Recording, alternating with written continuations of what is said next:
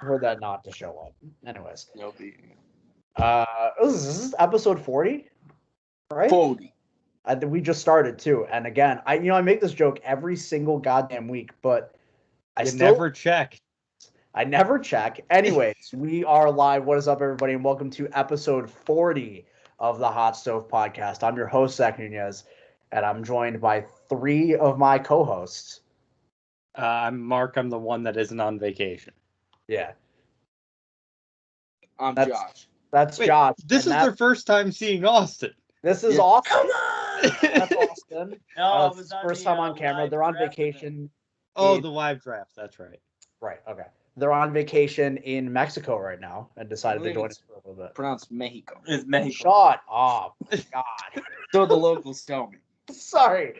You're right. You learned that one from the locals. My bad.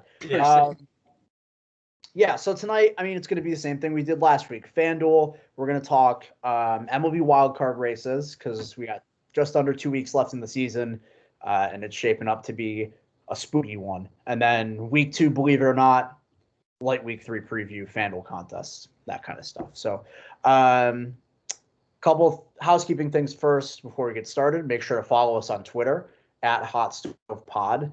And then here on the YouTube side, make sure to subscribe, like the video, leave a comment if you want to, and hit the notification bell.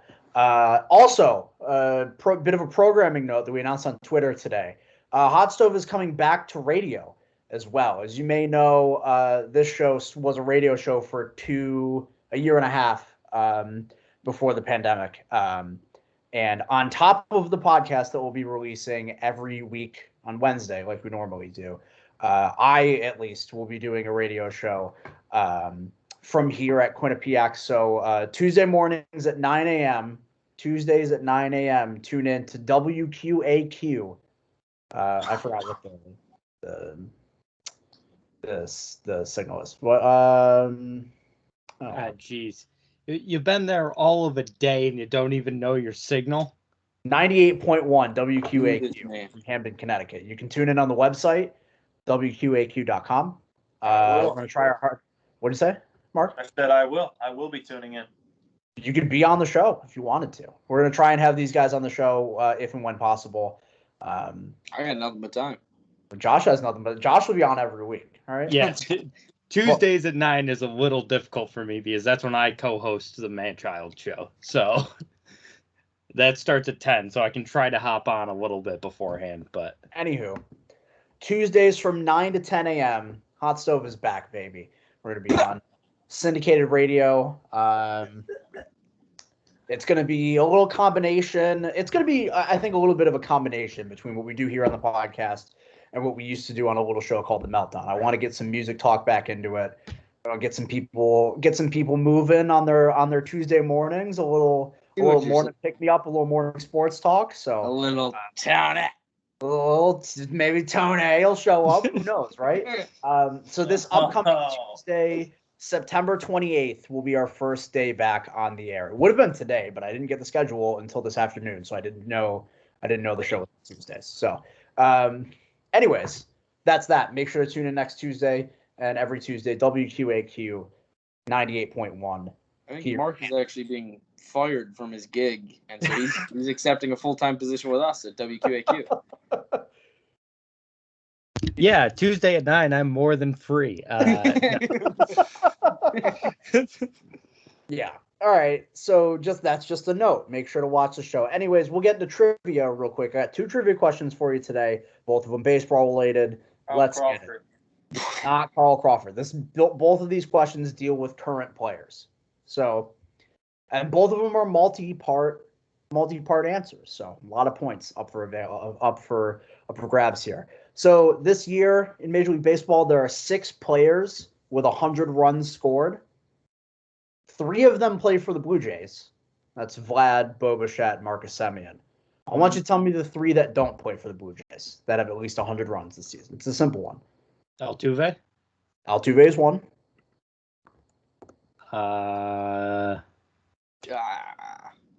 Devers? Nope, he's just under it, I think. I'll actually go look at the leaderboard right now because this was as of last Thursday, so Mm-hmm. I guess it could have changed since then. No way. It's tough, but Reds players who played the whole season. Yeah, the only one I could think from the right was Jonathan India. Negative. Yeah, I didn't think so. Oh, okay. There's 8 now, by the way. Jesus. I mean, it's got to be a Dodgers player, right? Rafael Devers is still not one of them, and still only 3 of them play for the Blue Jays. So we're just adding 2 more names to it. Oh, okay.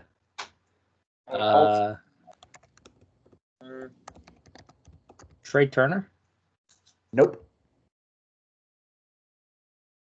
So you got to think, like, as the guy who's hit more than 40 of them by himself. I mean, Shohei Ohtani. No. No one else on that team drives in runs. He's got 44 home runs with 68 runs scored. Like, That's pathetic. That is a pathetic stat. So I'll tell you, of the 4 remaining players, one of them is on an offense that we would consider to be good. only one of them? Yeah, the other, I mean, another one of them has played a shit ton. Played pretty much Jose every. Ramirez? Jose Ramirez is one of them. Yep. That's the play to shoot. He has played a lot, but that's not even the guy I was talking about. But yes, Jose Ramirez is one of them. Yep. Freddie Freeman? Freddie Freeman is the one on the good offense. He's second in the majors. Wow. Okay. Good for him. It's a very good start.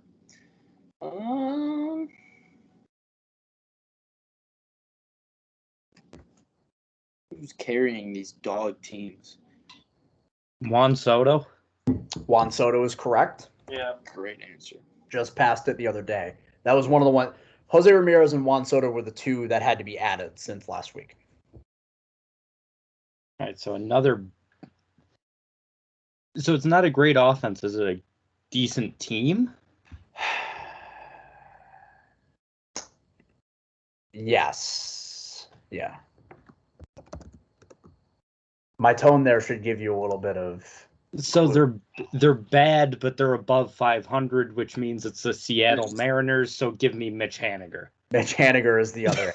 Oh, I was going to say Haniger. Mitch Haniger. My next clue was going to be he was a player that was normally seen as injury prone, but this year he's played I think all but 2 games so far this year for the Mariners. Let me see. Mitch Haniger. Yeah, I mean, last year, it's been a bunch of freak accidents for Mitch Haniger. Last year, he fouled the ball off of his testicle. Or was that 2 years ago? That might have been 2 years ago. 2 years ago, he didn't play at all last year. Yeah. He's played 145 games so far this year. So the Mariners as a whole have played 150 games. So there you go. Mitch Haniger plays a lot. Scores a lot of runs. Anyways, yeah. So Freddie Freeman, Jose Altuve, Mitch Haniger, Jose Ramirez, Juan Soto. Boom. And then next trivia question. I want you to give me the 4 starting pitchers. There are 4 starting pitchers in baseball. Wow. Who have at least 15 quality starts, but less than 10 wins. Ooh. Marcus Stroman? Yeah, actually, Marcus Stroman is one of them. That was a great pick. What's up, Connor? Hi, Connor. Zach Plesac. No, That's a solid guess. it would be solid if he didn't suck. So, He's not that bad. Also, you're in Mexico for 2 days and you're drinking Coronas? Corona. That's a little bit. All right. Wade Miley. Wade Miley is also not correct. Yeah, he's got over 10 wins. Does he? I think he's got 11. Yeah, 9.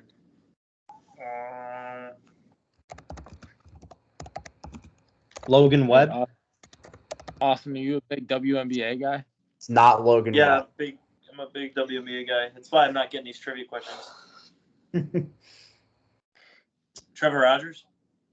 No, that's a good guess though. I think he's missed too. He missed too many games.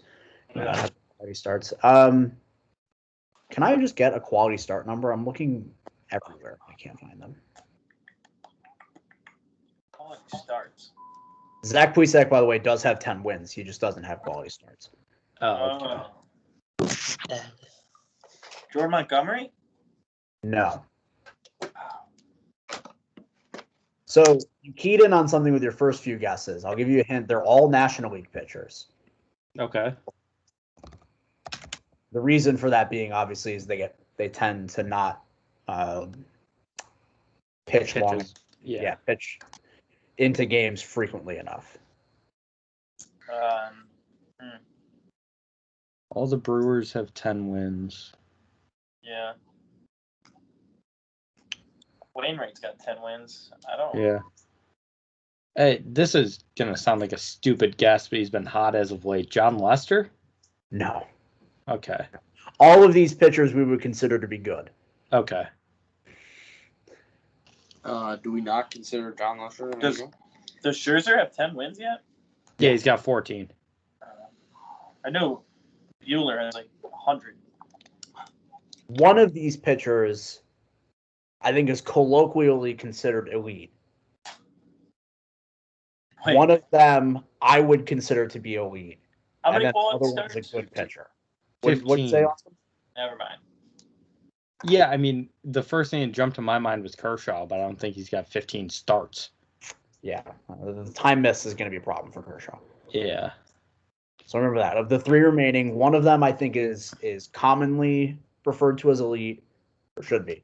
One of them I would consider to be elite for a few different reasons, and the other one I think we would all agree is a very good pitcher. What about Anthony DeSclafani? No. What about a guy who's been terrible this year, Aaron Nola? Also, no. He is short on wins, I believe. Zach Wheeler. He's got to have 10 wins, though. Zach Wheeler is also incorrect. Yeah.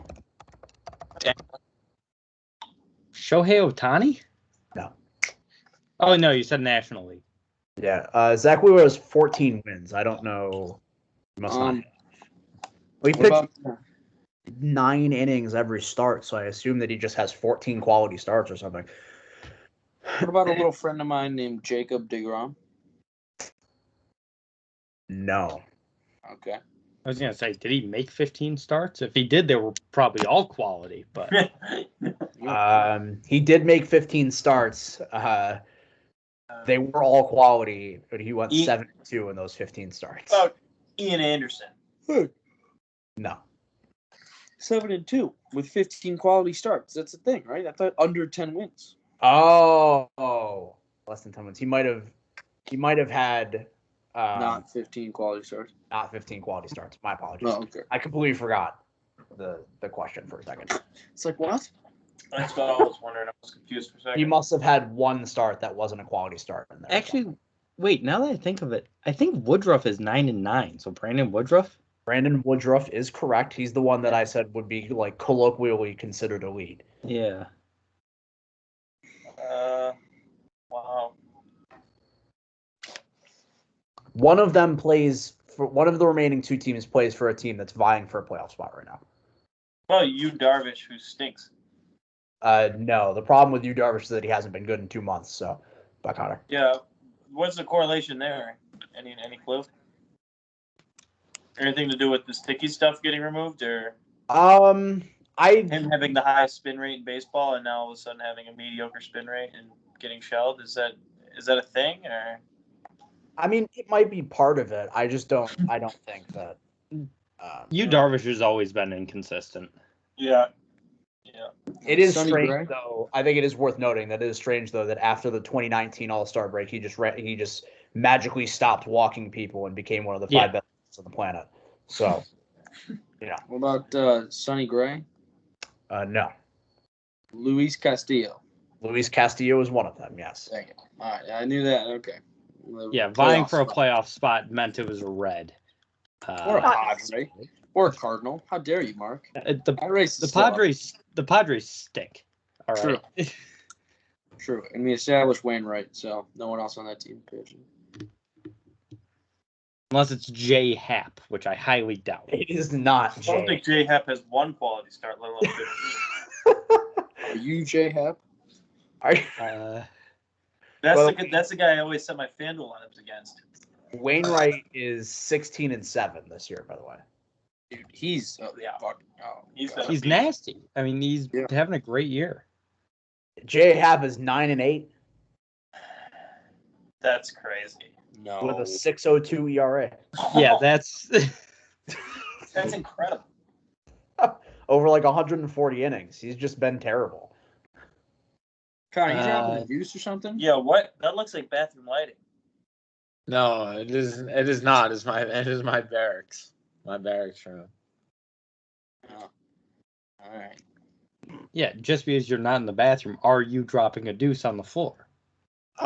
It still does Well- look that way. Seems to be customary for your people. Josh, let's get into this. Who's my people, man? Can we finish the goddamn trivia question? We don't need this right now. Oh, we got one I'm more, just don't we? wondering if I'm taking a shit. Do they want to just see the shit? Do they want to see my ass? What do you want? People want. What do the people want? If we reach 1,000 subs, I'll show my ass. there you go. Johnny Cueto. No, that's not Johnny Cueto. Remember, I said that they were good. I don't think we like collectively think Johnny Cueto's good anymore. Are we not in That's a- 2014? No. Hey, Mark, who's the third guy for the Mets? You think he's got any shot? Taiwan Third guy Walker. for the Mets? Not Taiwan Taiwan Walker? No. It's Think not about guys who get let down not by their Tyler offense. McGill, is it? No, and I'll tell you, your last hint is that this team is not vying for a playoff spot. Okay, so they're bad. So he's a Dodger. Okay. No, in a bad way. Can I just say his name? Tuki Chusan. No, the Braves are looking to make the playoffs. Yeah. No, I just wanted to say his name. It's fun. Oh. Dudes are, in It- fact, It's a great name. Man. Is there a pirate who's been pitching well? Oh, is it Herman No. Marquez? It's not Herman Marquez. Oh, Good guess. great guess. It is not. And no, there hasn't been any Pirates that have been pitching well. Zach Gallen. Nope. Oh, that's a great one. Someone already guessed Jadaniel? Yeah. Did somebody already? Well, if they did, he's not the answer. So Yeah. just put that out there. It's not Daniel Rogers. What a trick and a ruse he just played right there.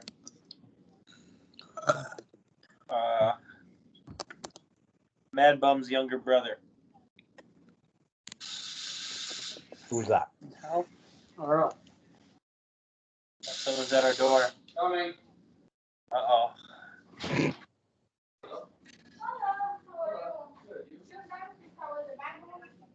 We're all set. Nice. Oh, Very. are you all set? We're being robbed.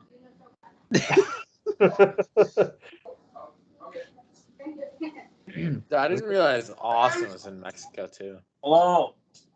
Is it Kyle Hendricks? Good. How about you? No, it is not Kyle Hendricks. Thank you. Thank you. Yep. Shout out to that hotel employee. What hotel are we staying at? Give him a shout out. Yeah, who was that? Can we bring her back? Can she be on the show? What's her I name? don't think she has an answer for it. Don't worry, she'll be back later tonight if you know what I mean. No, I don't know what you mean because you're definitely not capable of that. Anyways, I gave her a nice tip. Wow. Wait, why is Austin got a beer and Josh is drinking water? Josh got class soon. Yeah. He's got to sober up. I'm keeping going. Josh is on a diet. That's why. No, God, no. Just diet these nuts. All right. Last guy's obviously Tyler Anderson. No, it's not Tyler Anderson. I'm out. I got You nothing. won today. You won. Good I pitcher tell you, on a it's not bad Dallas team? Keuchel. Yeah. Else is in the NL East. Ew. Phillies, Mets, Braves. It's in the NL East. Fuck. Phillies, Mets, Braves. The other fucking teams. That's what I'm saying. Nationals. Nationals. I mean, but they don't have anybody good. Patty Corbin. He's No. got like a 7.5 ERA. No, it's the guy who pitched. I'm gonna cheat. It's the guy who pitched yesterday. I don't know who pitched yesterday. So Well, it's Eric got- Fetty. no, it's not Eric Fetty. I think that's the guy I'm talking about. He doesn't Damn it. pitch for the Nationals. Oh, he does.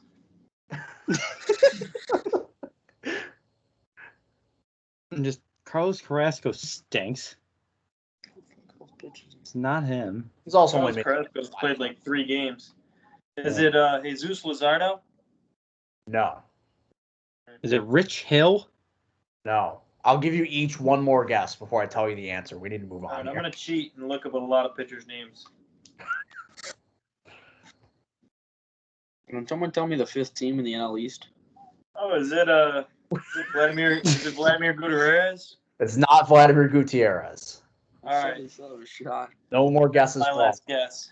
Everybody, get your last guesses in. No, I got the lady that was just in here. That's my guess. Nope. It's not her. Okay. Damn. Mark, do I you got have a a guess? trivia question. for you Is guys. it Taylor Widener?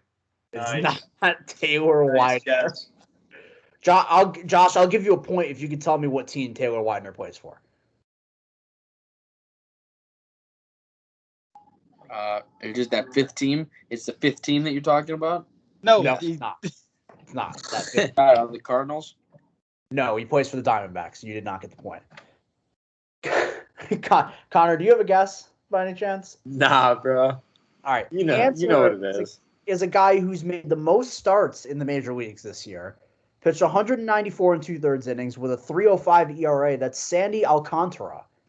Of course. shit. You knew it. You knew it. Sandy. It Beach. had to be a Marlin. You Sandy had it. Alcantara has been fantastic this year and only has 9 wins because he plays for a shit. You would never expect Nunez to say the Marlins don't got a shot. How does he know they don't win out and people die on the field?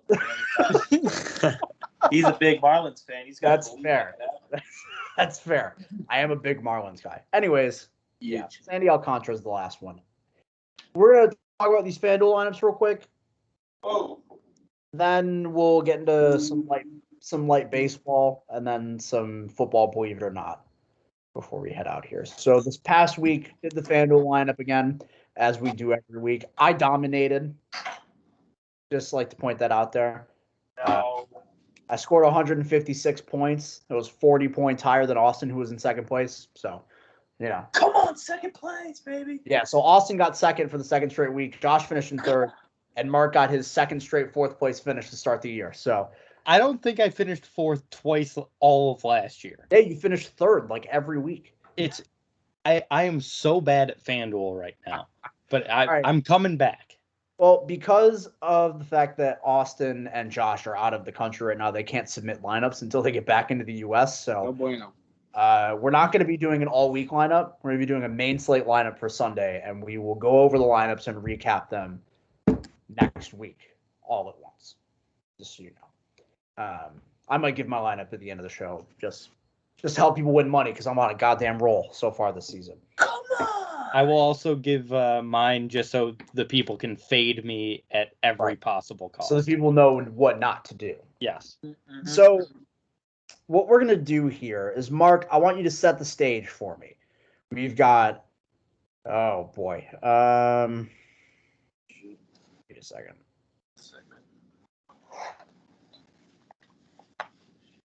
We've got 12 days left in the Major League Baseball season.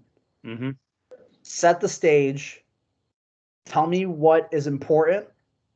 Give me a quick rundown of all the important happenings in the baseball playoff races All right.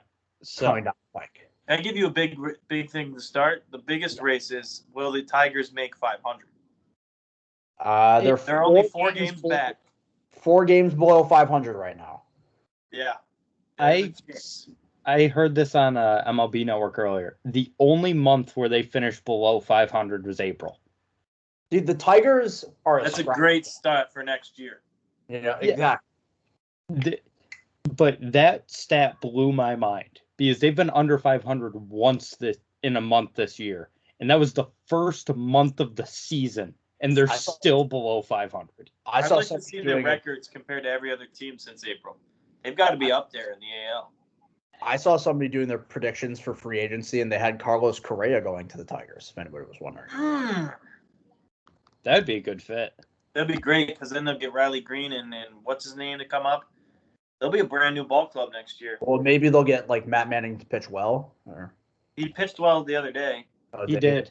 I bet against him every time. He's killed me 3 times in a row. So, hey.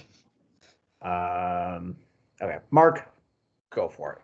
Yeah. So the two big things, like the two biggest things in my opinion right now, are the American League wild card race and the race for the National League West.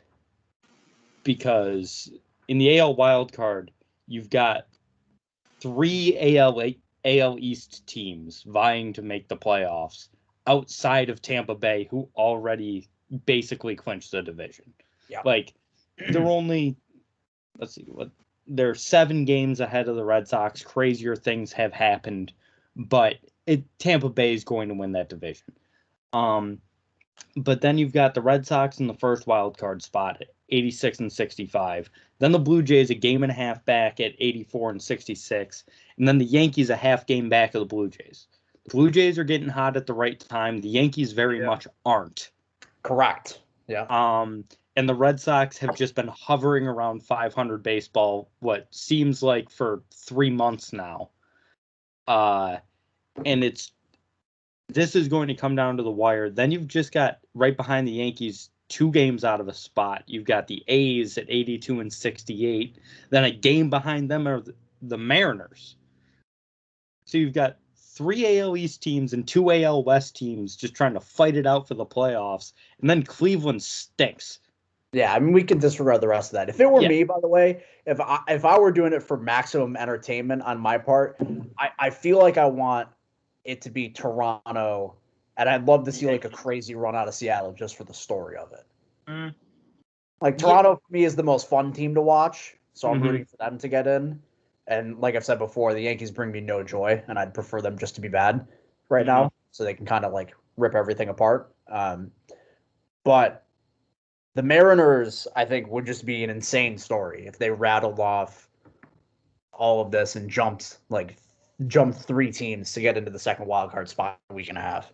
Oh yeah, it would be an awesome story, and then they would get blown out in the wild card game because that team is a bunch of frauds. Whoa! I'm sorry, I've been out on the Mariners all year. Because the Red Sox don't have an ace. You have an ace. He has COVID. That's true. But he's been pitching well since he came back. He hasn't been going super deep in games, but he's looked mostly like Chris Sale. Wait a second. Garrett Richards has COVID? I wish. You said Garrett Richards looks like Chris Sale? I really wish Garrett Richards had COVID. Whoa. You know, him and Martin Perez are both in the bullpen. Yeah. Our number 3 and 4 starters on opening day are both in the bullpen. Or 2 and 3 starters on opening day are both in the bullpen now. Because they suck. Good growth. Yeah. But then you go over to the National League side, and the wild card race is pretty interesting. The Cardinals are sort of running away with it right now because they've won 9 in a row, and the Reds have been sort of hovering. The Padres have stunk it up for the last month. Right. Yeah, you can say that about the Reds too. Even the Phillies are still kind of in it. Well, the Phillies are 3 games out of the division. That's the important thing to look at. Yeah, that's the important race in the National League is the NL East, because the Braves, they're 3 games up right now, but I don't think anyone really trusts the Braves right now. And Bryce Harper's going to win National League MVP. Well, we shouldn't really trust the Phillies because they also suck, to be fair. Yeah, the entire division sucks. The Phillies have 2 guys who have been able to hit baseballs the last 2 months. Yeah. Basically. And 1 guy who can pitch baseballs without giving up a home run every 6 pitches. So National League East is interesting. The National League West, I love a good Giants-Dodgers fight for the NL West down the stretch because the Giants never come out on top. But I think this is the year they actually do. We got to look at the schedules remaining for those 2 teams, I guess. Giants, I've got it right here. They start a 3-game set with the Padres tonight, then That's in San Diego. Then 3 in Colorado. Then Arizona, then San Diego. yeah, Oh. so they don't play each other anymore. Right. And then the Dodgers have Colorado, Arizona, San Diego, and then Milwaukee the final weekend of the season. Ooh, that's a tough one to go up at the end. By the way, I'd like to say, and we'll kind of end on this note after we recapped everything. If you had to give me money to put on a team to win the World Series this year, I think I would put that money on the Brewers. Oh, right now? For a couple of reasons. One, yeah. obviously the Dodgers are odds-on favorites. You wouldn't win much money putting on them. If you Yeah. gave me a pick as to who I thought was going to win the World Series, it would be the Dodgers. But for betting purposes, it wouldn't really be that fruitful. But I think the Brewers right now are the second best team in the National League. And they're a team that's built unbelievably for postseason success. They have 3 of the 20 best starters in baseball right now. And then a back end of a bullpen that's had Brad Boxberger, who's been awesome this year. Eric Lauer can come out of the bullpen. They've got Josh Lindblom, who's been really good this year for no reason. Devin Williams and Josh Hader coming out of the bullpen. Like, that is a pitching staff that's built to win playoff series. That's what you need. You need 3 great starters and a good bullpen. And then their lineup has been better than I think anyone has noticed this season, particularly Avisel Garcia and Omar Narvaez providing production out of the catcher spot. Oh, yeah, they've been great, but Yelich is looking more like rookie season Yelich. The power isn't there. He's just sort of like that all season, though. And it hasn't Yeah. mattered until this point. Yeah, I think that does matter because I don't think that lineup scares you in the postseason. I think if you're an opposing pitcher and you're like Avisel Garcia and Omar Narvaez are their 2 best hitters, this is a lineup I can attack. Yo, y'all sleeping on Eduardo Escobar and Daniel Vogelbach, bro. Don't disrespect Danny What was I Vogelbach. talking about country strong with? Oh, it was my buddy Tim. So we had this thing in our house last year in Oswego about guys who were country strong. We were talking about like the mid 2000s, like beefy white dudes with goatees thing in baseball. Like they were everywhere. Dan Ugla was like the biggest country strong guy. The most country strong guy ever. But I determined with a friend of mine a couple of days ago who were like country strong guys that play today. And most of them are lefties, which is weird. But I came up with it had been like 3 years ago. Mike Moustakas is absolutely country strong. Kyle Schwarber is very country strong. Oh, yeah. And then you just mentioned it. Dan Vogelbach is like the country strongest guy in baseball. Like, that dude is built like a brick shit house. And obviously he doesn't make contact. He's not very good, but he does hit balls far. And he could probably flip a tire if you asked him to. And like, those are the 2 things you need in order to be country strong. Do you guys have any other submissions for guys who played baseball or are in baseball currently who you would say are country strong? I go right to my own team here, but just picturing him, like if I had to look at the Reds lineup, Tucker Barnhart is country strong for sure. Big old beard, but catcher guy, gives me the vibe. On the other side, one of the prettiest dudes in baseball, the other catcher on the Reds, Tyler Stevenson. He's a cute dude. Dude. Yeah, he's just pretty as fuck, man. I don't know what to say. He's just a pretty man. I feel like Pete Alonso's country strong. Really? Yeah, I agree. I get that big hitter. Yeah. Yeah, strong. just like he doesn't seem like a guy who goes to the gym. He just seems like a guy who goes and works on his farm in the meantime. He's built like one of those like 1940s strongmen. Yeah. He's just got the broadest shoulders imaginable and a barrel chest. Well, part of the reason that we thought of Dan Ugla was because of how big his forearms are. Dan Ugla's forearms were this big around. Popeye. Yeah. Anyways, country strong. Baseball's going to be fun down the pike here. And I'll stick with my Brewers take. I legitimately think they can win the World Series. So I feel the same way about the Blue Jays. Yes, absolutely. That Blue Jays bullpen terrifies me. So I agree, but that lineup is so scary The to win any lineups- game against anybody. Well, yeah. that's almost the inverse, right? Of like the Yeah. Brewers, Yeah. I can make the case for them winning the World Series because, to me at least, dominant pitching wins playoff baseball. Like if you can hold any lineup can put up 3 runs in a game on a given night. Yeah. So if you have a pitching staff that is as elite as the Brewers pitching staff is, you don't have to score a bunch of runs to win playoff baseball games, basically, is what I'm saying. That's my whole thing.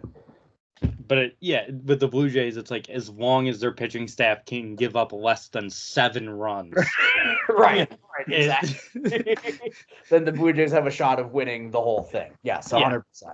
And the Blue Jays right now, assuming they make it in, they're the hottest team going into the postseason. At St. Louis. That counts. Yeah. But the Blue Jays have a better chance of making the playoffs than the. Actually, that's not true. I was literally just looking at the standings. Yeah, the Cardinals have a bigger lead right now than the Blue Jays do. Yeah. I also think there's a difference between the Blue Jays and the Cardinals in that I think the Cardinals are a mediocre team that's hot at the moment. Well, the Cardinals would also have to play the Dodgers if they make the wild card. Yeah. Most likely, yeah. The Blue Jays would have to play the lowly Red Sox. Who cares? A team that they could absolutely destroy. Yeah. Listen, give us the right pitching matchup. That game might be 11-10 Blue Jays. Yeah. I'm not gonna sit here and say we would probably win that game, but we would score. Well, the thing is because they're throwing Robbie Ray and the Red Sox crush left-handers. So yeah. Except every left-hander that pitches like Robbie Ray with just elevated fastballs and sliders down and in, can't touch him. So actually, no, we would. Yeah, never mind. Robbie Ray is going 8 scoreless with 12 Yeah. strikes in that game. Yeah, at least 12. That's the Red Sox kryptonite is they see 97 up in the zone and they're like, ooh, this looks pretty. And then they swing and miss twice and then he throws the back foot slider and no one can touch it. all right, folks. I'm sorry. We got to peace out here. Yeah. I got to go do more vacation things. Goodbye. Yeah, Josh got to go eat a bunch of fucking tacos or something. Nah, that's pretty racist, It's actually. to be pronounced honest with taco. you. Exactly. Goodbye. All right. That's the end of that. We will get into our week 2 recap right now. Let's talk about something that I can talk about here. What are we Right. doing here, gentlemen? We're talking about football now. So I got 2. Mark, did you write down some believe it or not statements for this week?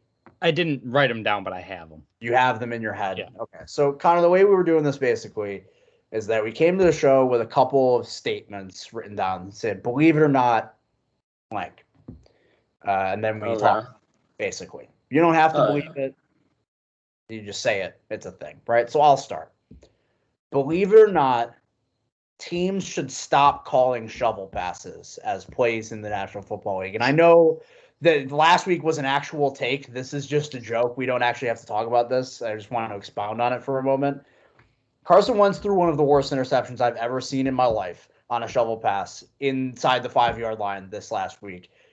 And then Sam Darnold did the same thing. They were both getting sacked and then just decided to go through with the shovel pass to a tight end, and it landed right in the face of the defender, so they just picked it off.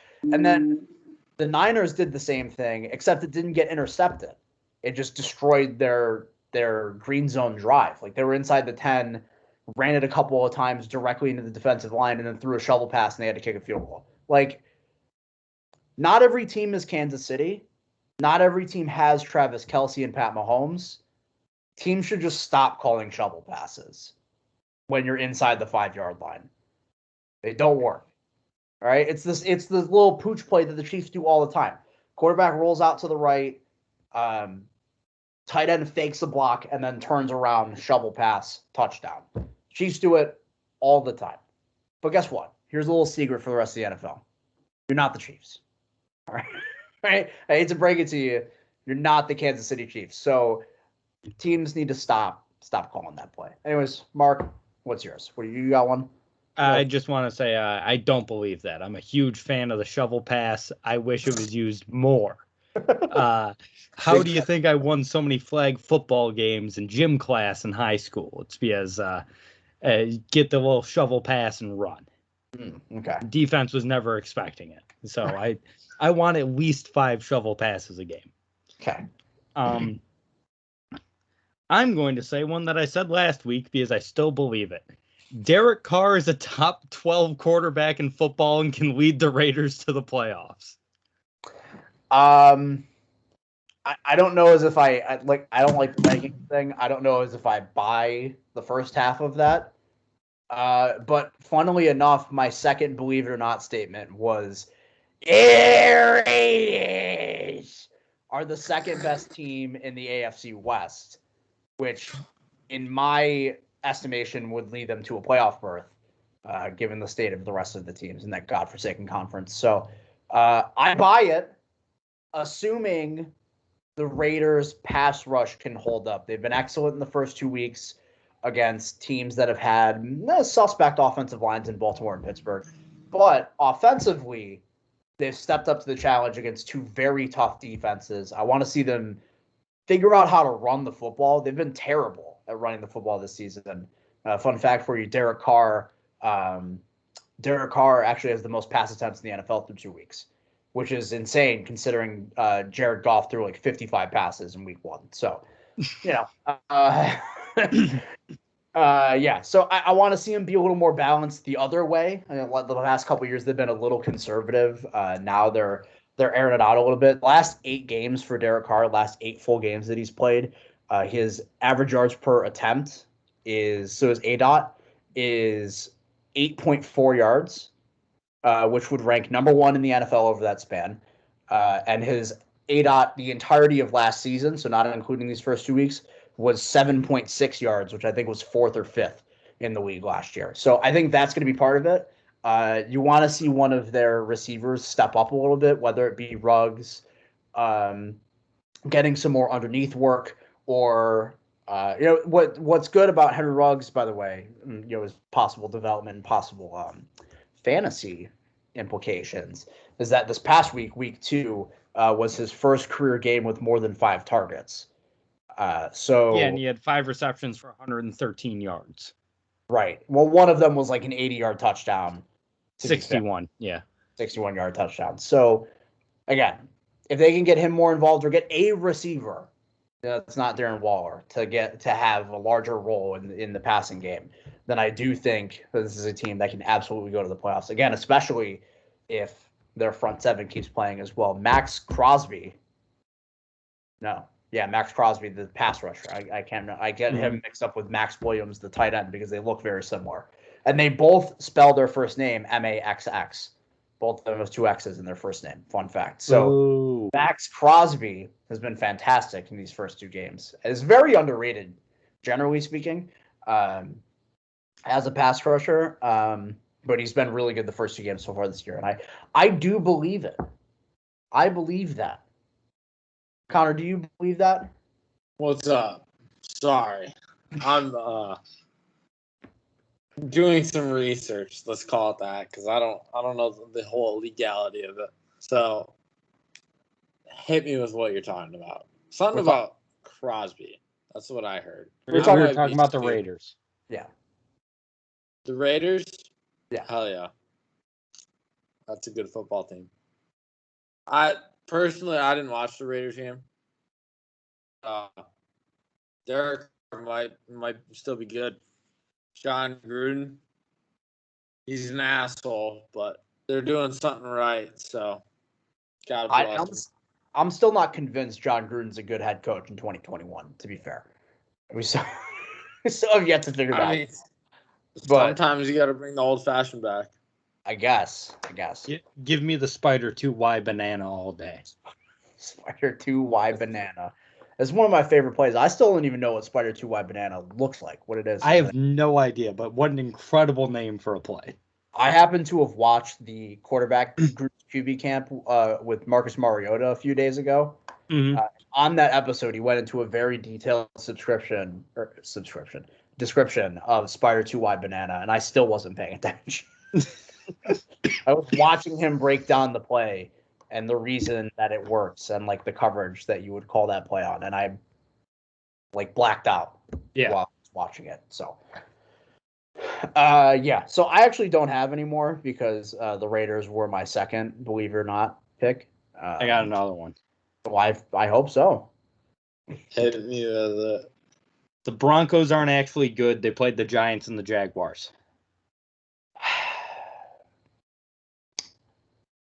Agree. The Giants fucking suck. The Giants do suck. Bro. You know what's fun, actually? Daniel Jones hasn't played that bad. No, Dude, Danny Dimes has looked pretty good about the Giants, but it's fine. So, actually, Connor, I want you to go off on that tangent about the Giants. Dude, all right. I got one thing before you start, though. Fun Yeah. fact. You know, it's funny. I had a fun fact that I forgot to read about week 2. Teddy Bridgewater, who's played well the first 2 weeks against 2 terrible defenses, and Teddy two gloves. I do kind of buy that, by the way, Mark. I do kind of buy that. What you call it? That the Broncos probably aren't actually that good, aren't as good as they've been through the first 2 weeks. So they've just played arguably the 2 worst teams. Mm-hmm. Teddy Bridgewater is the best quarterback of all time against the spread on the road. Is he really? Is this a true story? Yes. He's a career 23-3 against the spread on the road. The best percentage in NFL history. Stop betting against them. You heard it here first. And by the way, their next road game is week 5 at Pittsburgh. So pay attention. I was going to say they're home this week, but it's against the Jets. Pittsburgh suck. So, Connor, tell me your opinion on your New York Football Giants. Dude, they're just so bad. So, like, Thursday night against the Redskins, dude, I watched the whole second half of the game. You know, the first half doesn't matter. Who cares? That's just shit football. I mean, it's the Giants and the Redskins. So I want to see how this came down to the wire. You know what I'm saying? And I honestly stopped watching after the Giants or after they missed the field goal. The Washington football team missed the field goal. I stopped watching. I was like, oh, the Giants won. You turned it off. Yeah, let's go. 3-day weekends out here, so like I'll take that shit. Like, go get me a pitcher of beer after. Like, Giants won. Let me sign in to play some video games. Let me drink a pitcher of beer. Giants won. Good weekend. I find out the next day that the Giants, in fact, did not win. And I was sitting there in the fucking dining facility, and I was like, dude, are you kidding me? And I watched the replay, and I'm like, ugh. Yeah. And I was like, I really hate them. I wish someone would blow up their entire facility. And they should just be aborted as a football team, I guess. I don't know. Yeah, it was really bad. I mean, the worst part about it is that Dexter Lawrence, the guy who committed the neutral zone infraction, he was the one lined up over the long snapper. Like, him. All he had to do was look at the ball. Exactly. Him of all people he should be the last person to be moving. Dude, I don't know what to tell you. Cut him. Staring at the football. Like, I'd cut him. I don't know, man. That's all I got for you on the Giants, man. You know, I went out and watched that game on Thursday night. And let's just the place that I was at there was a lot of Giants fans there. And let's just say they were very vocal in their disgust towards what was going on. That game, as high scoring as it was, and it was more high scoring than I expected it to be. Taylor Heineke played like garbage, with the exception of the last 2 drives of the game. And otherwise, I saw that tweet that you just sent us, Mark. I saw that. Dude, I gotta go watch this now. Conor McGregor threw out the first pitch of the Cubs game today, and it was just a little bit right. The way it bounces off the fucking bricks. It's dude, bad. He threw that thing to East Jesus. It's bad. It's bad. It's like that's like 50 Cent first pitch bad. Yeah. It's like first pitches that hit dudes in the nuts kind of bad. Oh, those are my favorite. Those are good though. Yeah, when the cameraman's just standing say. there and it goes right in his nut. Oh, yeah. And that's fair. I mean, the game was kind of sloppy, to be honest with you, and made even worse by that penalty at the very end of the game. I thought it was hilarious, honestly. So it was certainly 8 times. And look, the Thursday night bangers continue. We get Carolina and Houston this week. You know, so yeah, it's not great. You know what the worst part about it is? This week's NFL slate. It's not great. Bad. It's really not all that great. I mean, there's Bad only slate. I gotta look at it real quick because I gotta see what games even remotely interest me. I'm again kind of interested in this Giants Falcons game only because I traded for Saquon in our fantasy league today, the one that Connor and I ran together. You traded for him? Yeah, I traded That's for the Saquon trade that today. went through? Yes. What'd you give up? Najee Harris and some bum receiver that I didn't need. Oh, yeah. So, what you call it? I actually wanted to send Vince. I traded with our friend Vince. I wanted to send him Ronald Jones, who I guess upside wise is better, but I just want no part of that whole thing in Tampa Bay because Bruce Arians cannot commit to a bad running back if his life depended on it. Mm-hmm. And he turned it down, and Vince turned it down and requested Tim Patrick instead, someone who I want even less on my team. So I guess I'll take that. Anyways, partially because I think the Falcons defense is – I mean, the Falcons have allowed 80 points through 2 games so far this year.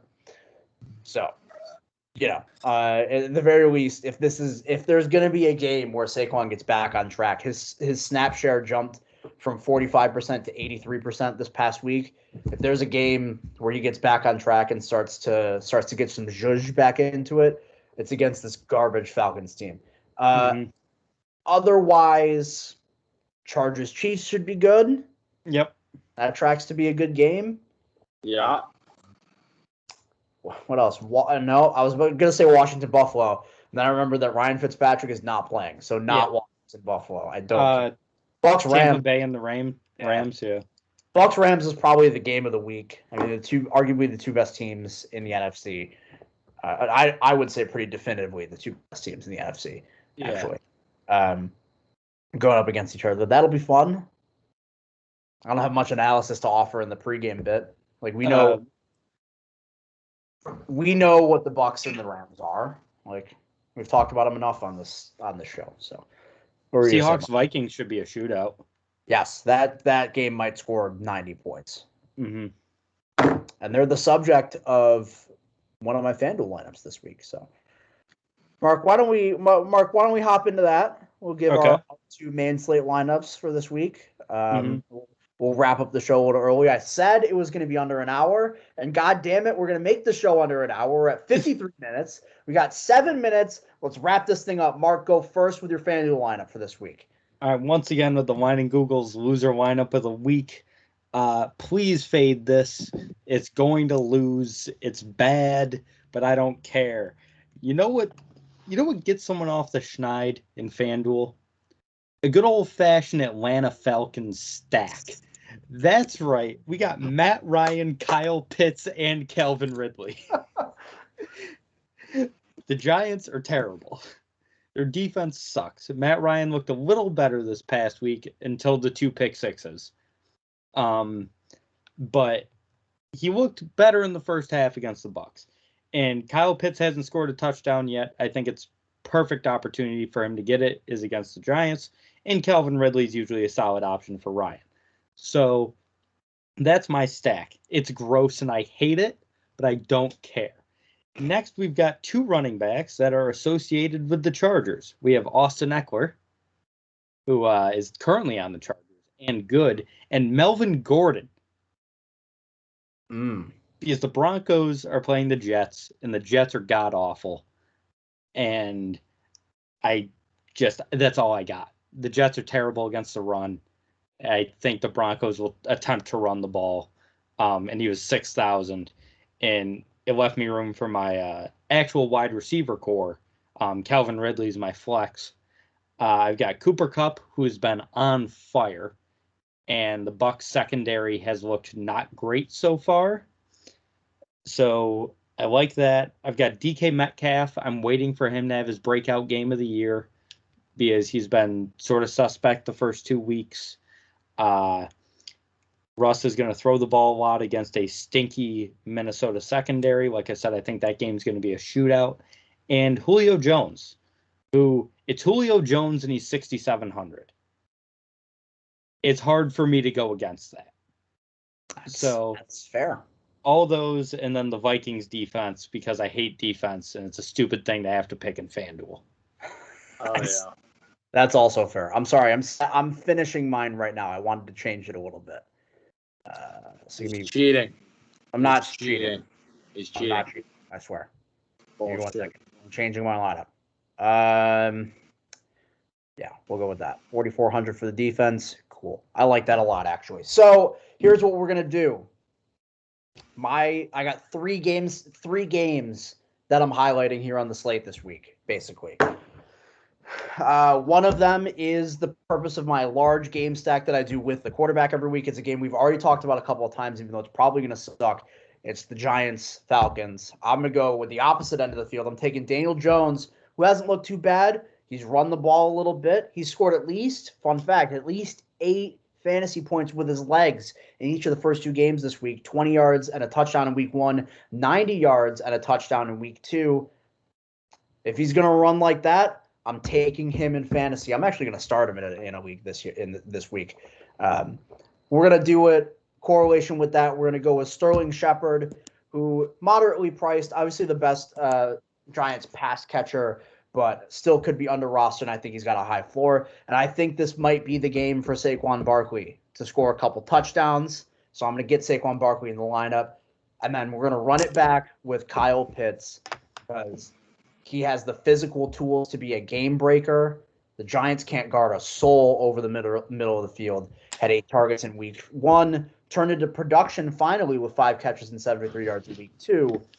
Hopefully he can score his first NFL career touchdown or first career touchdown this week against the Giants. Secondary game stack. I got 2 of them. 2 secondary game stacks. First one, Seattle, Minnesota, the game that should be the highest scoring game of the week. Like Mark, I like this to be the first big DK Metcalf game of the year. I know he had a touchdown in week 1, so that kind of saved it a little bit, but Tyler Lockett has been the guy so far this year. Rightfully so. He's very good at football. But I like DK Metcalf, especially at the depreciated price point that he's at, only 7,200 compared to Tyler Lockett's 8,000 this week. So I will take that. And then on the other side of the field, Dalvin Cook. Good at football? Question mark.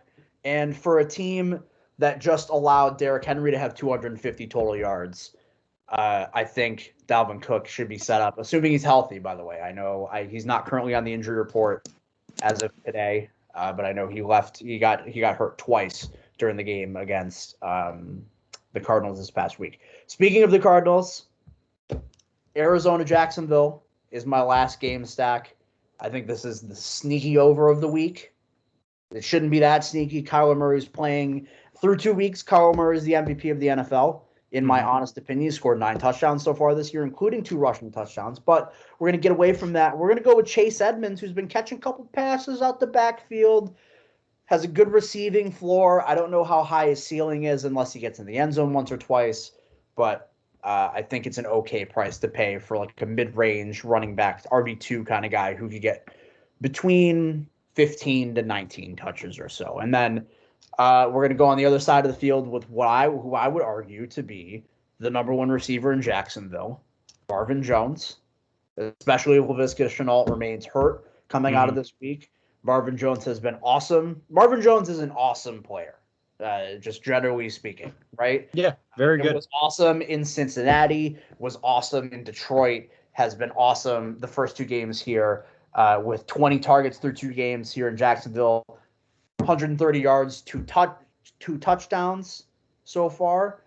And this Arizona defense is a little shaky. Obviously, they're not going to be – I mean, Chandler Jones might have 12 sacks in this game, you know? He very well could.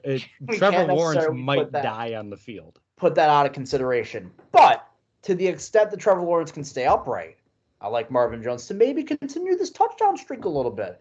And then that left me with enough money to start a defense that's kind of been falling apart so far the first few years. But they played the Raiders, who somehow are good on offense again. They played the Chiefs this last week. We'll give them some slack. That's Baltimore playing against Detroit. Detroit sucks. Big wet fart of a team. Yeah. So I mean, maybe they could You get a little bit of defense points right there, right? So yeah, that's my lineup this week, and I'm sticking to it. It's actually very similar to my whole week lineup. My Thursday through Monday lineup is basically the same, with the exception of I have Austin Eckler and Tyreek Hill instead of Dalvin Cook and Marvin Jones. I still have DK Metcalf and Chase Edmonds. And then I have the Panthers defense on Thursday night against Houston because Davis Mills is starting and Carolina's defense looks like that one defense we have every year that could break out and be like a sustainable top 5 defense the entire season. They've been excellent these first 2 weeks against who they play week 1? Indianapolis? Is that who they played? I don't remember. No, the Jets.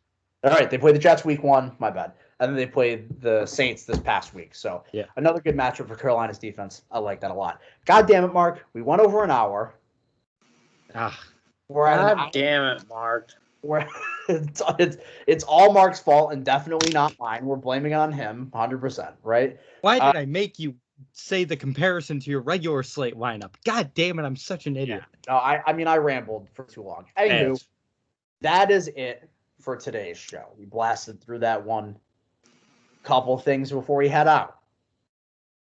Twitter. Follow us on Twitter at Hot Stove Pod. That's at Hot Stove Pod on Twitter. Give us a follow over there. Number 2, here on the YouTube side, make sure to like the video. That's 1. Like the video. Subscribe to the channel. All right? Hit the like button. I already said that, but you're going to hit the like button a second time. Right? No, but then you got to hit it a third time. Right, so a second time is going to unlike the video. So you're going to want to hit it a third time so you like the video again, right? Leave a comment if you feel like commenting. If you have anything to say to us, leave a comment on the video.